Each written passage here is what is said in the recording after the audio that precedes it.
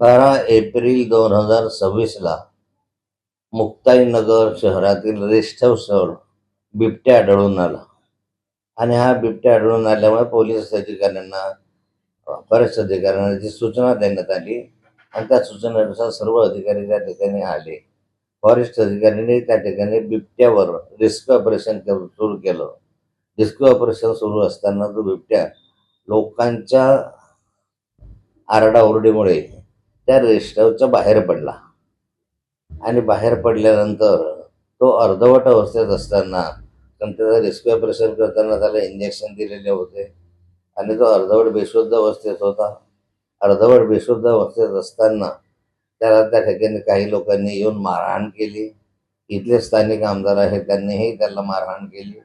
याच्यामध्ये वास्तविक असं आहे की रेस्क्यू ऑपरेशन सुरू असताना किंवा बिबट्या त्या ठिकाणी अशा अर्धवट बेशुद्ध अवस्थेत असताना त्याला मारहाण करणं हा गुन्हा आहे.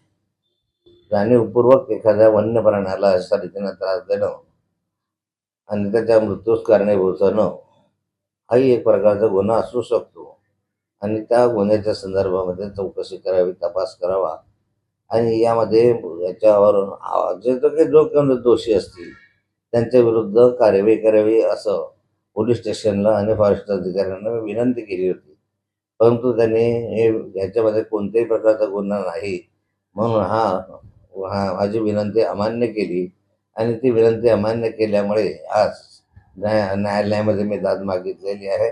न्यायालयामध्ये याची सुनावणी झालेली आहे आणि सुनावणीमध्ये काय झालं हे माझे ॲडव्होकेट सुरेश सिंह या ठिकाणी आपल्याला सविस्तर सांगतील.